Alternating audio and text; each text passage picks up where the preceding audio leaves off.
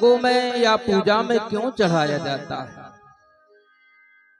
उम्र का फल क्यों चढ़ाया जाता है? इसका कारण क्या है? इसका रीजन क्या है? और ये क्यों चढ़ाना चाहिए? तो इस प्रकृति में, इस भुइयां पर नाना प्रकार के सुगंधित पुष्प होने के बावजूद भी आप लोग महुआ का फूल क्यों चढ़ाते हो या महुआ क्यों चढ़ाते हो? कुछ लोग कहते हैं कि महुआ इसलिए चढ़ा देते हैं कि इनकी दिवाला में दारू चलती है। लोग ये भी कहते हैं, लेकिन ये बात गलत है। आपका कोई भी पेन, कोई भी देव शराब को नहीं चाहता, शराब को नहीं चाहता है, लेकिन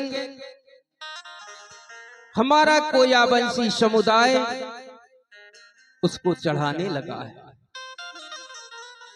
महुआ के फूल की अगर बात करें तो महुआ का फूल वो फूल है जिसके बराबर कोई फूल नहीं हो सकता है। अगर आप किसी कोयापनेम पंडाल में जाते हैं जहां पर हमारा कोयापनेम होता है, तो अपने घर से एक महुआ का फूल ले जा करके और वहां पर अर्पण कर दीजिए। अगर आप ऐसा करते हैं तो फड़ापे बहुत खुश होते हैं। अब बात आती है कि आपके पेन शक्तियों में, देव स्थलों में महुआ का फूल चढ़ाया क्यों जाता है? इसका मतलब क्या है और क्यों चढ़ाना चाहिए? उमर का फल क्यों चढ़ाना चाहिए? बेलपाती क्यों चढ़ाना चाहिए? लोग, हर धर्म के लोग चढ़ाते हैं बेलपाती को भी। बेलपाती क्यों चढ़ाना चाहिए? इसका रीजन क्या है? लोगों ने ये बात पूछी और ये भी कहा कि बेलपाती में 3 पत्ते होते हैं। बेलपाती में 3 पत्ते होते हैं और लोग कहते हैं कि 3 काम नहीं करना, नहीं तो अशुभ माना जाएगा। 3 लोग मत चलना, नहीं तो अशुभ माना जाएगा। और ये भी कहते हैं 3 तिगाड़ा काम बिगाड़ा, 3 तिगाड़ा काम बिगाड़ा, ये भी कहते हैं। तो फिर अगर 3 तिगाड़ा काम बिगाड़ा है तो हमारे पेन भीना में त्रिशूल दर्शन भी नहीं होना चाहिए। पेन भीना में देव स्थल में त्रिशूल लगाते हैं, उसमें भी 3 शूल होते हैं। होते हैं कि नहीं होते? 3 शूल होते हैं, तो वो भी अशुभ होना चाहिए, अमंगल होना चाहिए। 3 तिगाड़ा काम बिगाड़ा होना चाहिए, फिर भी हम लगाते। तो ये बेलपत्री चढ़ाने का मतलब क्या है?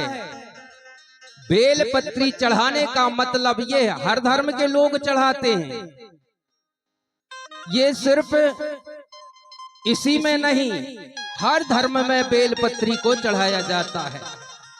यानी उन 3 संस्कारों को याद करते हुए, जो 3 हमारे संस्कार हैं और 3 जो कर्म हैं, जो कल मैंने आपको बताया था, मुदोल सूल सर्री त्रिशूल मार्ग, उस त्रिशूल मार्ग से हमारे सदा को चलना चाहिए। 3 संस्कारों को प्रतिपादित कर करके और चलना चाहिए। ये दर्शन है, बेलपाती चढ़ाने का ये दर्शन है। उमर का फल हम क्यों चढ़ाते हैं? आप देखना, उमर का फल हम इसलिए चढ़ाते हैं उमर का फल गोल गोल होता है, जिसे प्रकृति नुमा माना जाता है। और आपने देखा होगा उमर के फल के अंदर कहीं से हवा नहीं जाती है, ना कोई छेद होता है, फिर भी आप उमर को फोड़ेंगे तो उसके अंदर छोटे छोटे जीवाणु निकलते हैं, यानी उसके अंदर जीवन पाया जाता है। जैसे ये प्रकृति गोल गोल है, इसी प्रकार उमर का फल भी गोल गोल है। उमर के अंदर जैसे छोटे छोटे जीवाणु हैं, इसी प्रकार से इस प्रकृति के अंदर हम और आप छोटे छोटे जीवाणु हैं, इसलिए उमर का फल चढ़ाया जाता है। और उमर के फल में इतने गुण हैं,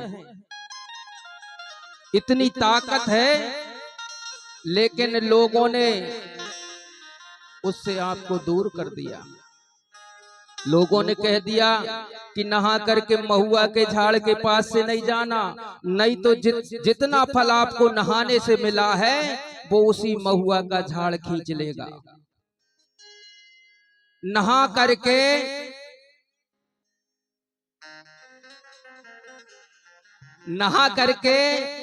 उमर के झाड़ के पास से नहीं जाना, नहीं तो जितना पुण्य तुमको नहाने के बाद मिला है वो सारा उस झाड़ के पास चला जाएगा। सेमल झाड़ के पास नहीं जाना, ऐसा लोगों ने बताया। लेकिन बता देना चाहते, सेमल झाड़ अगर कोई होले राय को पूजता होगा तो उन्हें पता है कि सेमल झाड़ में क्या शक्ति है। और होले राय देव का स्थान सेमल झाड़ में होता है, जिसे होले राय बोलते हैं। जो होले राय का पूजन करते हैं, गोंगू करते हैं, उनका स्थान सेमल झाड़ में होता है, होले राय का। इसी प्रकार उमर के झाड़ में भी वो शक्ति है। अगर आपको कहीं दस्त लग रहे होंगे तो एक बसेता के ऊपर 2 बूंद उसका दूध निकाल करके और सेवन कर लीजिए, तुरंत आपके दस्त बंद हो जाएंगे। इतनी शक्ति है। अगर किसी को जल जाता है, आगी में अगर जल जाता है अग्नि में, तो उमर का दूध निकाल करके लगा देना, वहां पर उसको तुरंत शीतलता प्राप्त हो जाएगी। इतनी शक्ति है उमर में। अगर किसी मातृ शक्ति को संतान में गड़बड़ी होती है या कोई कमी रहती है, तो उमर के फल की तरकारी बना करके और उसका सेवन करे मातृशक्ति, आपको किसी प्रकार की पीड़ा नहीं होगी। इतनी बड़ी शक्ति है उमर के झाड़। लेकिन लोगों ने बहका दिया और हम उसी बहकावे में आकर के और इन चीजों को दूर कर दिया, भूल गए। तो बात करें महुआ के फूल की कि महुआ क्यों चढ़ाते हैं। आदिवासी अपने देवताओं में महुआ फूल को क्यों चढ़ाते हैं, क्योंकि महुआ प्रकृति का पवित्र फूल माना जाता है। प्रकृति का पवित्र फूल माना जाता है। महुआ का फूल ही धरती का प्रथम फूल माना गया है, प्रथम फूल माना गया है। और ये आप देखिए, नाना प्रकार के सुगंधित फूल आप ले आएंगे, तोड़ करके ले आइएगा, और तोड़ने के बाद में किसी भी पैन शक्ति पर या देवठाना पर आप चढ़ा दीजिएगा। जब आप तोड़ करके लाएंगे तो कुछ समय के बाद में वो फूल मुरझा जाएगा। जैसे यहाँ पर ये फूल चढ़े हुए हैं, आप देखना कुछ समय के बाद में शाम तक ये मुरझा जाएंगे और यहाँ पर अगर पानी लग जाएगा तो सुबह तक ये फूल सड़ने लगेंगे और बदबू देने लगेंगे। तो जब हम झाड़ से, वृक्ष से इस फूल को तोड़ करके लाते हैं तो ये फूल मुर्दा हो जाता है, मर जाता है। यानी हमने झाड़ से जब तोड़ा तो ये फूल मुर्दा हो गया, मर गया, यानी उसके अंदर कोई शक्ति नहीं बची है। अब जब शक्ति नहीं बची है तो वो अपनी रक्षा नहीं कर सकता है, वो सूखने लगेगा।